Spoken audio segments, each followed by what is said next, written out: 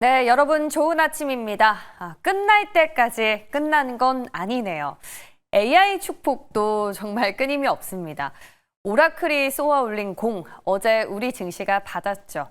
삼성전자와 SK하이닉스 양 대장의 메이저 러브콜 규모도 어마어마했고요. 또 말씀드렸었던 TLB가 어제 정말 대장 노릇을 톡톡히 해줬습니다. 자, 그런데 AI 축복 늘 세트로 움직입니다. 전력까지. 이제 일론 머스크가 변압기도 직접 생산하겠다라고 밝힐 정도라고 하니 현재 쇼티지는 심각한 모양으로 보이는데요. AI 붐 재현되는 걸까요? 자, 이렇게 AI뿐만은 아닙니다. 다시 살아나는 건. 조선도 급제동이 걸리는 줄 알았는데 잠시 브레이크였네요. 어제 또다시 급등, 주가가 오락가락하니 마음도 갈팡질팡합니다. 자, 끝으로 오늘은 빅 이벤트가 두 가지나 있습니다. 이재명 대통령의 기자회견, 그리고 선물 옵션 동시 만기일. 대주주 양도세 기준과 관련해서 기대감으로 상방만 보고 있기엔 선물 옵션 동시 만기란 변동성이 또 기다리고 있어서 오늘장까지도 끝날 때까지 끝난 건 아닌 듯 보입니다. 자, 그럼 이제 모닝콜이 울려오는데요. 이제 일어나서 오늘 시장으로 들어가 보겠습니다.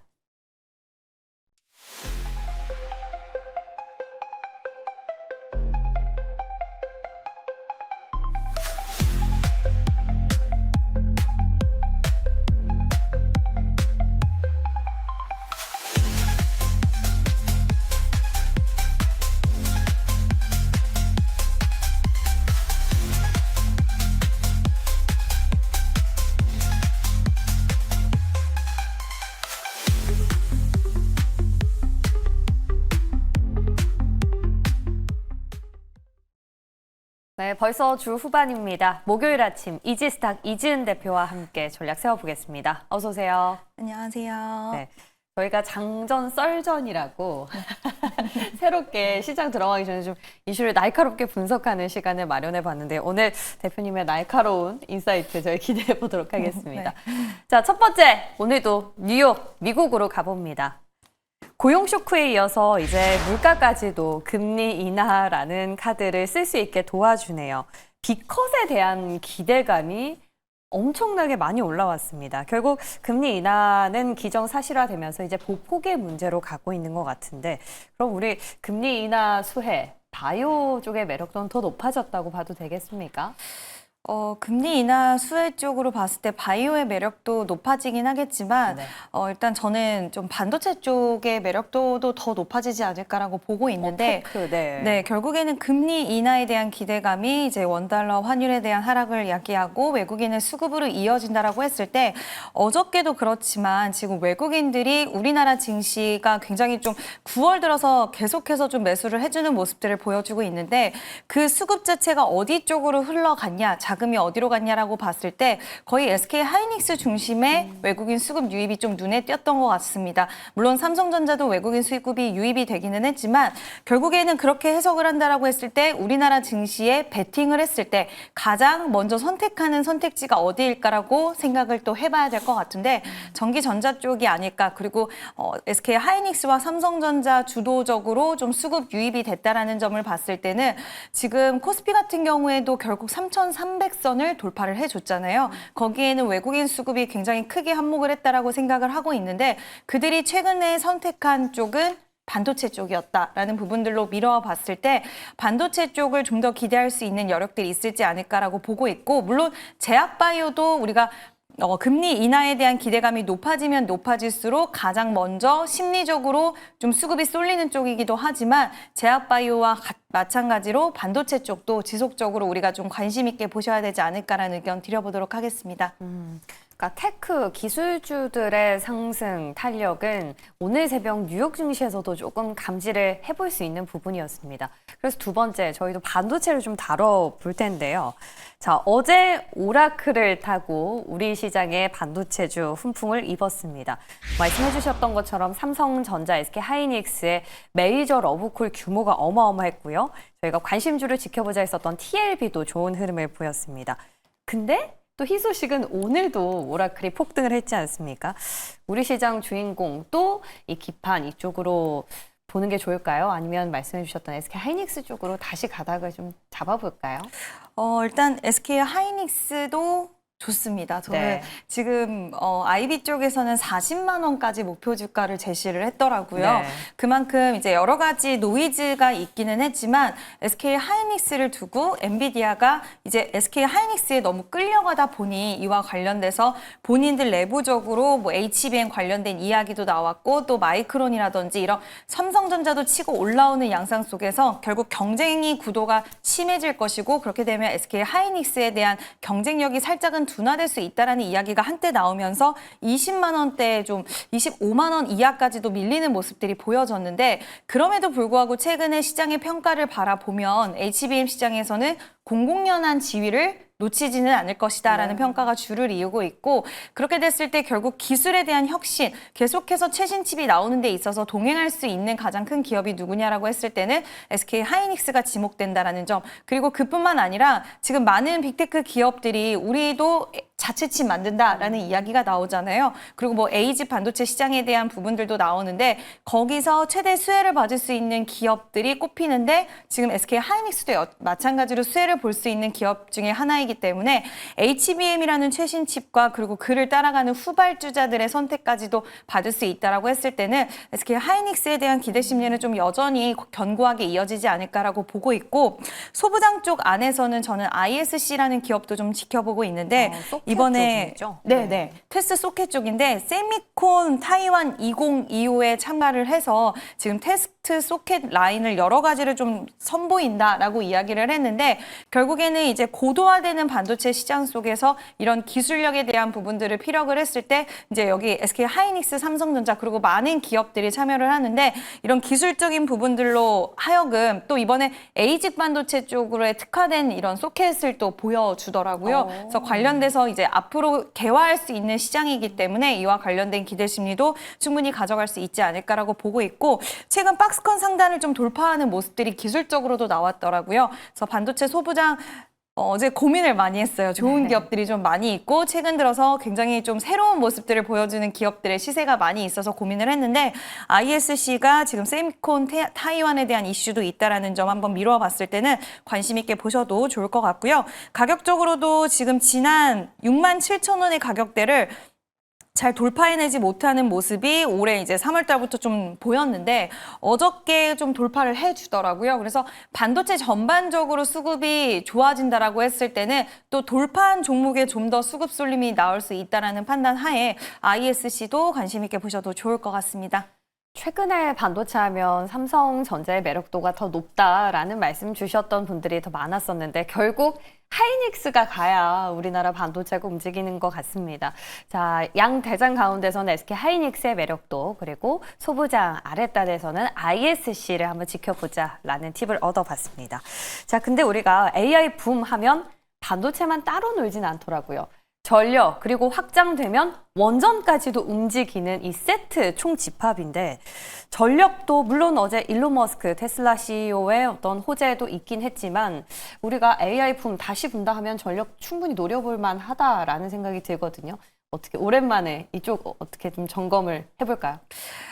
사실 이 전력 쪽, 특히 변압기 같은 경우에는 한때 이제 철강 관세 50% 부과했을 때 파생 리스트에 들어가면서 그쵸. 굉장히 투자자들 심리로 하여금 우려를 하게 만드는 그런 소식들이 있었는데 그때 이제 너도 나도 이야기 나오는 게 미국 쪽에 이미 공장 보유하고 있는 효성중공업과 H현대 일렉트릭은 그래도 피해가 최소화될 것이다. 그리고 추가적으로 뭐 LS 일렉트릭이라든가 산일전기에 대해서도 지금 쇼티지 현상이 있기 때문에 만약에 관세에 대한 이야기 나온다 하더라도 고객사에 전가할 수 있는 그런 우위에 점하고 있는 그런 위치에 있다라는 이야기들이 나왔는데 그럼에도 불구하고 시장은 노이즈를 별로 좋아하지 않고 또 이런 일들이 어떻게 추가적인 코멘트가 나올 거에 대한 우려들이 있었는데 이제 그거를 좀 불식을 하고 그 이후에는 주가가 계속 횡보를 좀 했어요. 상방과 하방 어느 쪽으로도 방향성을 자리를 하지 못하고 좀 횡보하는 모습을 보이다가 결국에는 AI 거품론이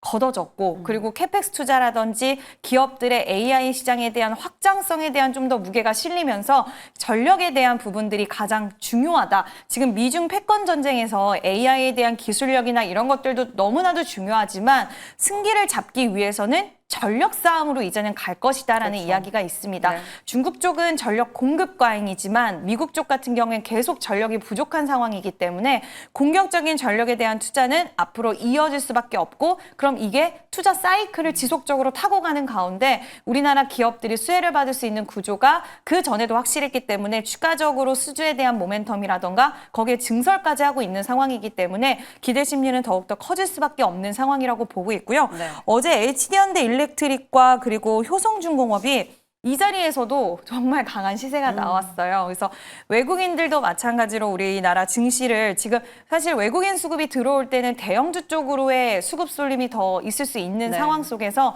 앞으로 성장을 할 수 있는 쪽 그리고 실적이 이미 가시화돼서 나오는 쪽을 봤을 때는 이쪽 관련된 산업도 상당히 긍정적으로 평가를 하고 있다라고 보고 있고 후발주의 성격으로 산일전기 네. 그리고 LX 일렉트릭도 한번 관심 있게 보셔도 좋지 않을까라는 의견 드려보도록 하겠습니다. 그러니까 중대형이냐, 뭐 중소형이냐라는 변압기 차원보다는 주가적인 차원에서 그렇죠. 후발 주자로서 LS 일렉트릭과 산일전기에 대한 매력도를 좀 지켜보자라는 의견이었습니다.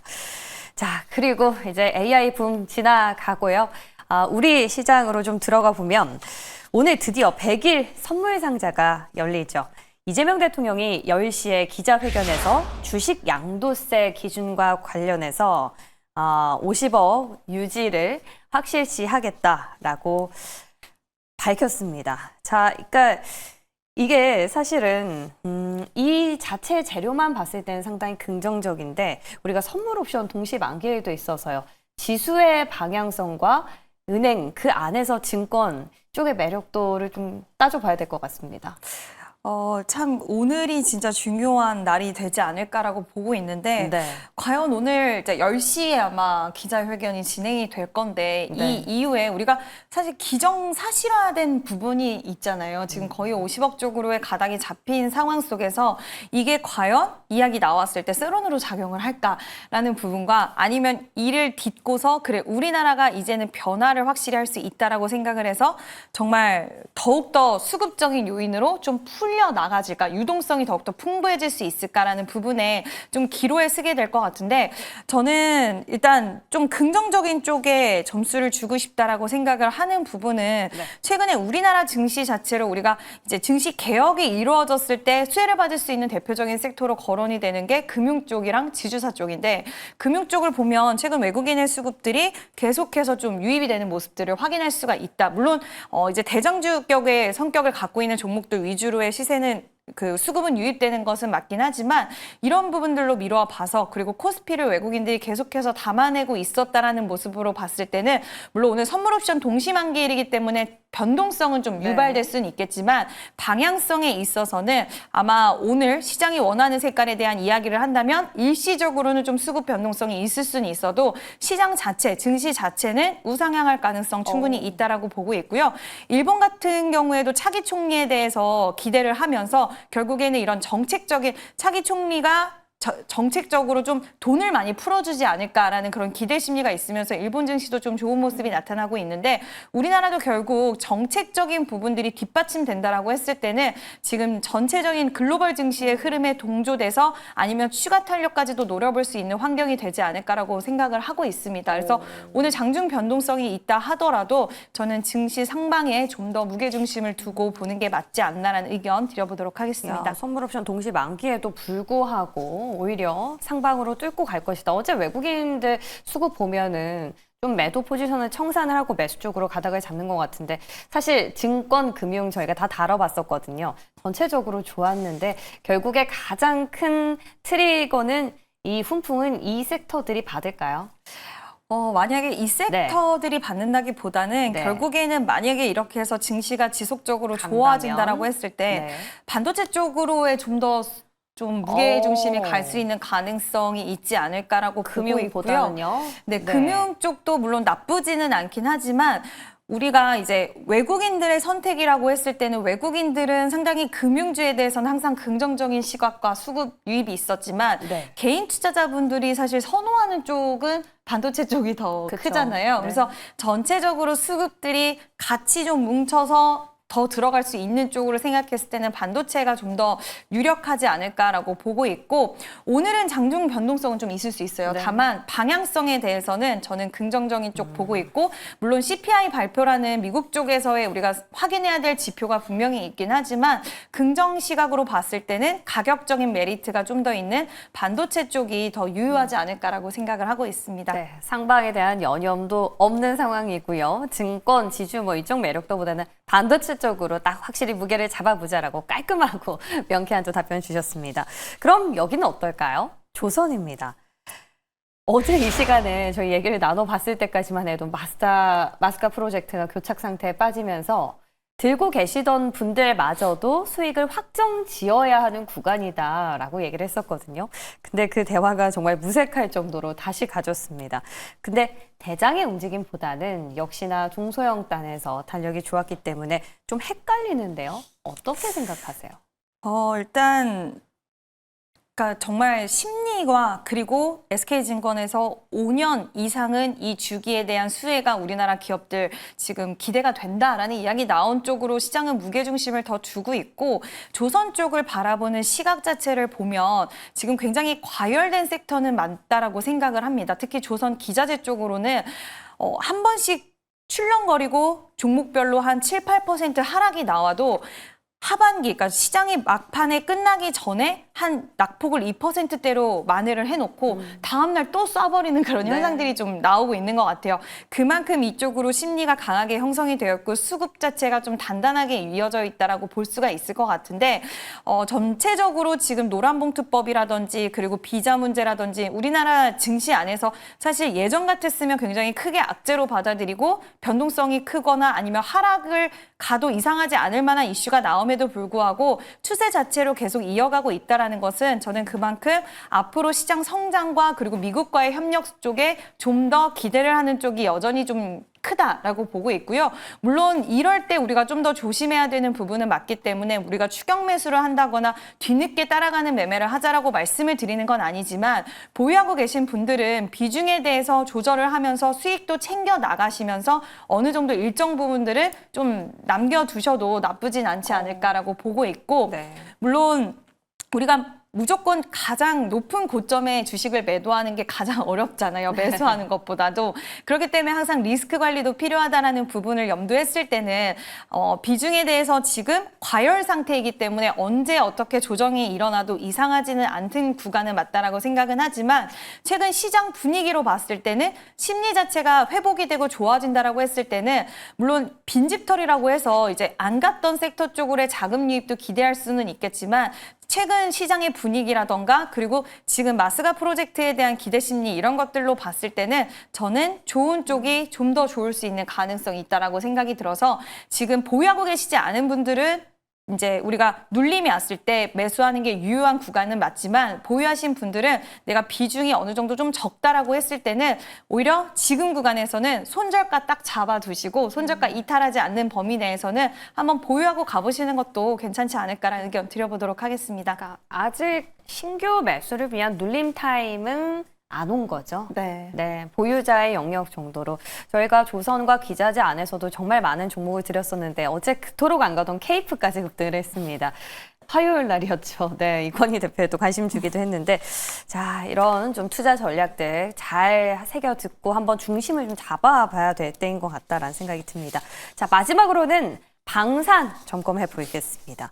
중동 전쟁이 다시 격화될 조짐을 보이고 있어요. 이번 타자는 이스라엘과 카타르입니다. 휴전 협상 무의미한 것이었다라고 카타르 총리가 밝힐 정도로 다시 격화된 건 아닌가라는 시장의 좀 관심도가 높아지고 있는데 어제 방산주도 오랜만에 강세를 보였지 않습니까? 방산도 끝날 때까지 끝난 게 아닌가요? 네, 라인메탈도 최고가 계속 경신을 하는 네. 모습을 보여주는 걸 보면 결국 지금 유럽 쪽에서의 긴장감이라든지 그리고 폴란드도 러시아의 드론을 공격했다라는 소식도 나왔습니다. 계속해서 우리나라 기업들은 지금 박람회를 돌고 있는 그런 상황 속에서 결국 유럽, 중동 쪽에서의 추가적인 수주를 더 기대할 수 있는 요인들이 계속 나와주고 있고요. 우리가 러우 전쟁이 종전이 될 수도 있다라는 소식들이 최근에 좀 나오면서 방산주들이 주춤한 모습을 보여줬는데 네. 방산주들 시세 흐름을 보면 하나 에어로스페이스도 그렇고 현대로템도 그렇고 조용하지만 계속해서 우상향을 하고 있어요. 견조해요. 그래서 네. 견조해요. 그 얘기는 뭐 횡보를 하거나 아니면은 우리가 생각했던 만큼 강한 퍼포먼스는 나오지 않는다 하더라도 HD 현대일렉트릭 효성중공호에서 봤듯이 힘을 응집하고 있다가 어느 순간 새로운 큰 이슈가 나왔을 때 상방으로 갈 수 있는 가능성이 훨씬 많은 지금 기술적인 모습도 보여주고 있다라고 생각이 들어서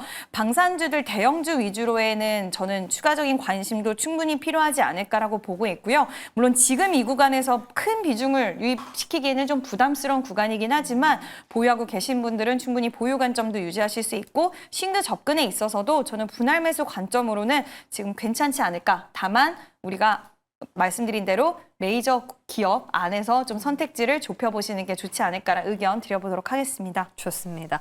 자, 반도체, 전력, 조선, 방산, 뭐 메인 섹터가 다 나왔어요. 그 가운데서 우리 어디에 오늘 좀 무게추를 둬볼까요?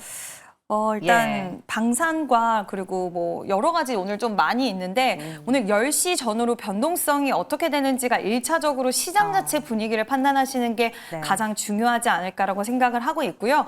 그리고 만약에 변동성이 확대돼서 내가 그동안 매수하고 싶었던 종목이 혹시라도 눌림이 나온다라고 했을 때는 매수 기회로. 근데 비중에 대한 부분들은 좀 분할 매수 기회로 한번 삼아보시는 것도 좋지 않을까라고 보고 있고 그렇게 봤을 때는 저는 반도체 쪽도 유력하게 좀 한번 살펴보실 필요 있다라는 이야기 드려보고 싶습니다. 오늘 기승전 반도체였습니다. SK 하이닉스와 ISC 움직임 저희도 지켜보도록 할게요. 도움 말씀 주신 이지은 대표 여기서 보내드립니다. 고맙습니다.